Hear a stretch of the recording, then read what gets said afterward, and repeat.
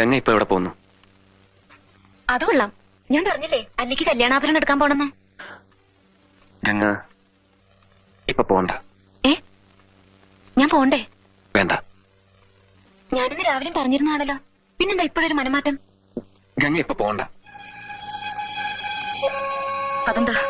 അല്ലിക്ക് ആഭരണം എടുക്കാൻ ഞാൻ കൂടെ പോയാല്? വേണ്ടെന്ന് പറഞ്ഞില്ലേ?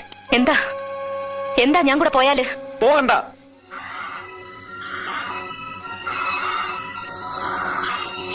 വിടമാട്ടെ.